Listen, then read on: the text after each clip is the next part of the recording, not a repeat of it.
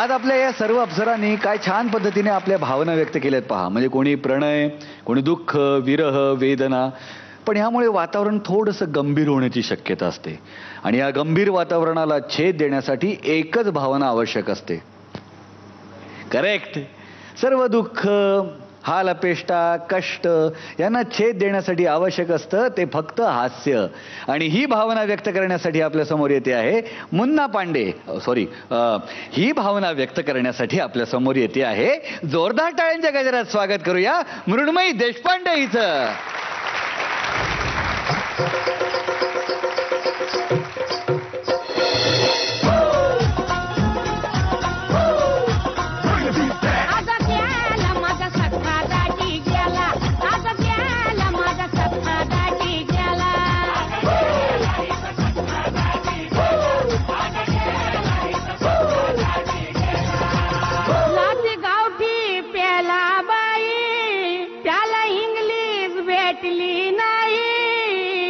English बोलल्या पायी काय झालं कळलं नाही. म्हटलं दाजी कधी पिल्यावर बायकोची नाही, एवढी लाडाची मनात बसली नाही.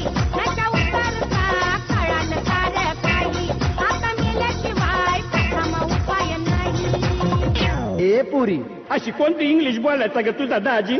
काय सांगू दादा, एबीसीडी भारी बोलायचा त्यो. असं आणि ते 1 2 अहो या 1 2 पायी पुलटू झाला. म्हटलं दाजी कशाला इंग्लिश बोललो, माझ्या बहिणीला मराठी कळत होती. कशी वळवावी तशी ती वळत होती. तुमच्या इंग्लिशवर दुनिया जळत होती. तुमच्या पार्टीची खबर मिळत होती. आता बहिणीचं होईल कसं, कसे जातील आता दिस. कोण घेईल तिला ड्रेस, कोण पुरवेल तिची हौस. अहो दाजी बघा ना तुमची मैना कशी उघडी पडली. तुमच्या जोडीदार बघतात तिच्याकडे, त्यांना सांगा ना बघाया माझ्याकडे. भारी नटून मी बसले तुमच्या पुढं, किती रडू मी बघून तुमचं मड. हे बाई आता किती रडशील? अगं काय चहा पाणी जेवण वगैरे आहे का नाही आम्हाला? अहो तुमच्यासाठी पुलाव केला आणि गेला माझा सखा दाजी गेला. आता गेला माझा सखा दाजी गेला.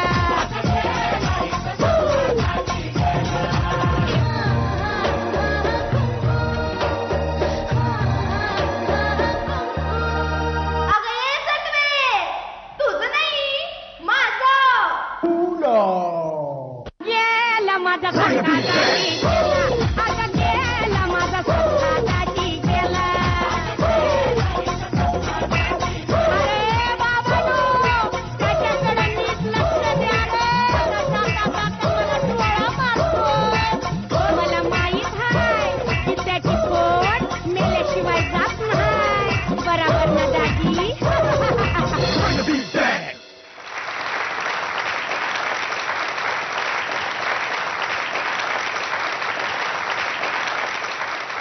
मुन्ना तू वेडी आहेस का ग? का काय झालं? अरे काय परफॉर्मन्स केलास तू? नाही थँक्यू, पण कसं आहे पुष्कळराव, हा तुम्ही आज भावना शून्य होणार होतात ना?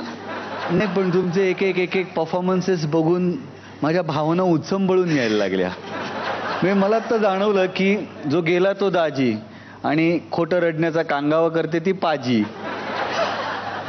नाही का? अप्रतिम परफॉर्मन्स, अप्रतिम परफॉर्मन्स. क्या बात आहे. Thank you thank you.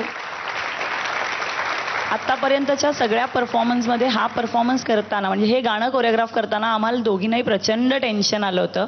एवढं टेन्शन मला कधीच आलं नाही. आणि तिचा परफॉर्मन्स सुरू झाला तेव्हा पण मला खूप दडदडत होतं की आता काय होणार. मुमू मला खूप आवडलं, खूप. Thank you thank you. मृण्मयी फार छान झाला परफॉर्मन्स आणि हिलेरियस झाला. म्हणजे तुम्ही नाचत असताना इथं सर्व जे बसलेले आहेत ते सर्व असे खिदळत होते, विशेषतः सगळ्या अप्सरा. गिरिजा ज्या आहेत त्यांना एकदा त्या रडायला लागल्या की त्या रडत असतात असं त्यांनी आत्ताच सांगितलं. तसं त्या जेव्हा हसायला लागतात तेव्हा त्यांना कोणी थांबवू नाही शकत. म्हणजे खी खी खी खी खी आवाज कधी कधी कमी येतो पण हालतात जास्त ते हसतात.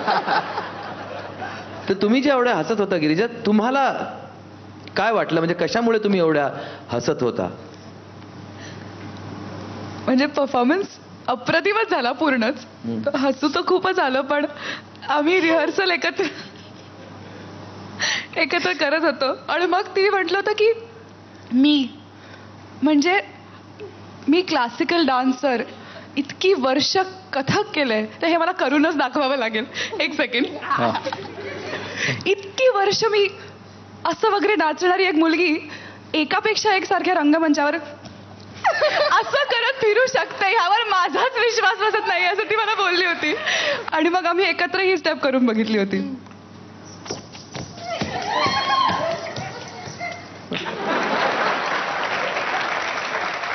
So I loved it.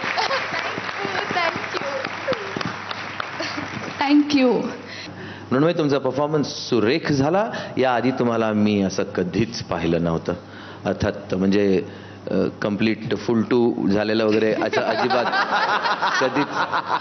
कधीच बघितलं नव्हतं. तुमच्या या परफॉर्मन्सबद्दल मृण्मयी. दीपा, काम्या.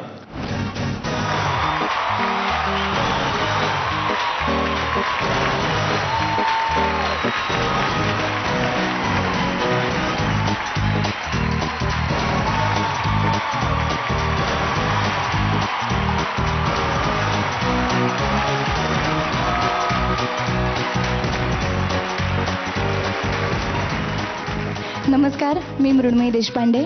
माझा कोड नंबर आहे 4. तुम्हाला माझे परफॉर्मन्सेस आवडत असतील तर प्लीज मला वोट करा. मला वोट करण्यासाठी टाईप करा EPE4 आणि पाठवा 57575 वर. BSNL आणि MTNL धारकांनी काय करायचं आहे याची माहिती तुमच्या TV स्क्रीनवर दिसतेय. धन्यवाद.